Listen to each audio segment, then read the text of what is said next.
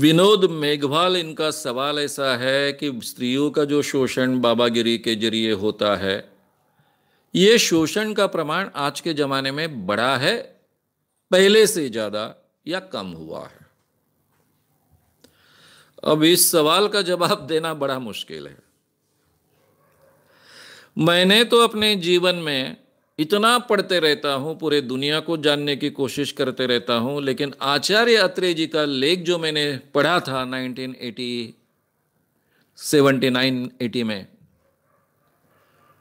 उस ढंग से तो कोई बात उसके पहले मैंने पढ़ी नहीं थी भारत में बाबाओं के बारे में।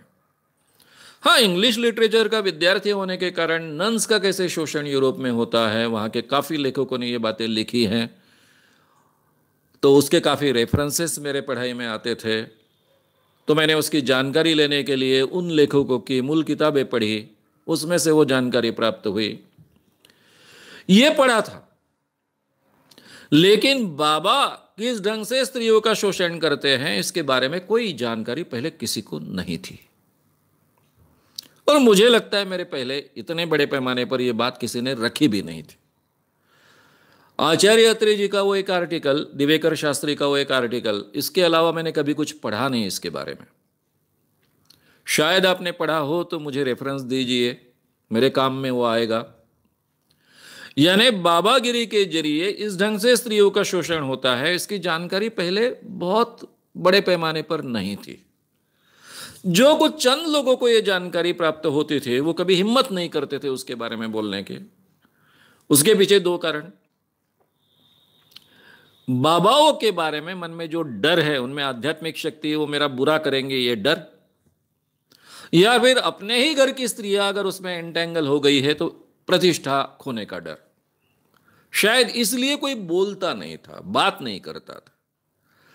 यानी 1980 के पहले किसी बाबा को ऐसा बर्ताव करता है, इसलिए मैंने कभी किसी व्यक्ति ने उसके बारे में बोला है, उसको पीटा है, मेरे घर के स्त्री के बारे में ऐसा बर्ताव कर ऐसा मैंने कभी सुना भी नहीं था। इसका मतलब उन दिनों में नहीं चलता था क्या? चलता था, बड़े पैमाने पर चलता था, यह मैं आज कह सकता हूं। क्योंकि एक दिन में इस ढंग की परंपरा नहीं निर्माण हो सकती है। यह परंपरा निर्माण हुई है इस ढंग से, तो उसके पीछे काफी दिनों से यह चलना चाहिए, चलते होना चाहिए। लेकिन उसके बारे में लोगों को जानकारी नहीं थी। जिन लोगों को जानकारी मिलती थी वो सामने रखने की हिम्मत नहीं करते थे। मेरे पहले भी किसी ने हिम्मत नहीं की थी, और जब मैंने हिम्मत की तो लोगों की गालियां खाने शुरू कर दी। पहले तो मैं बहुत लोकप्रिय वक्ता था, लोकप्रिय लेखक था, केवल तारीफ सुनता था। पहले कभी किसी की गाली भी नहीं सुनी थी। इतने बड़े बड़े लोगों को एक्सपोज किया, उनको अपने पद से बर्खास्त करवाया, वीसी को हकाला, लेकिन तब भी मुझे किसी ने गाली नहीं दी थी। लेकिन इस काम की शुरुआत करने के बाद मैं दिन रात में गालियां खाते आया हूं।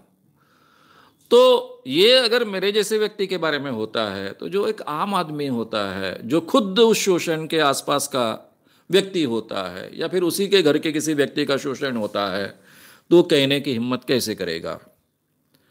तो इसलिए ये कहना तो बड़ा मुश्किल है कि पहले से अभी बढ़ा या नहीं बढ़ा, लेकिन मैं इतना डेफिनेटली कह सकता हूं कि ये कई सालों से चलते आया है।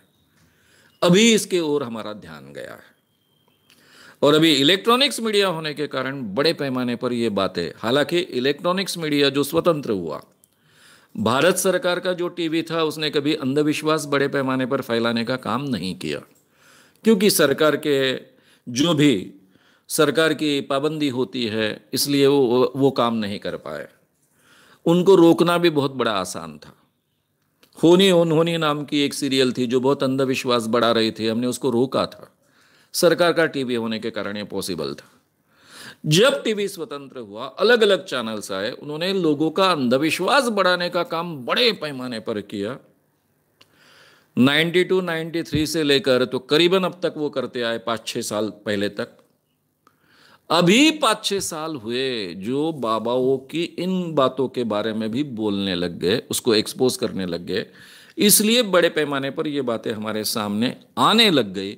और कई लोगों को ऐसा लगता है कि ये कुछ छुटपुट बाबा है, एक आध दूसरा इक्का दुक्का है और ये इस ढंग का शोषण करते हैं, बाकी सब बहुत अच्छा है। ऐसी मान्यता आमतौर पर सब लोगों की है, लेकिन ये मान्यता सही है झूठी है, ये हम शुक्रवार शनिवार रविवार को अगले बहुत विस्तार से देखेंगे। अगर आपको ये वीडियो पसंद आया हो तो उसे ज़रूर लाइक करें, लोगों में ये अवेयरनेस फैलाने में हमारी मदद करें। वीडियो को ज़रूर शेयर भी करें। तो हमारे YouTube चैनल श्याम मानव को विज़िट करें। ऐसे सारे वीडियोस का आनंद लेने के लिए हमारे चैनल को सब्सक्राइब करें। उसके लिए सब्सक्राइब बटन दबाएं। नए वीडियोस का नोटिफिकेशन पाने के लिए बेल आइकन दबाएं।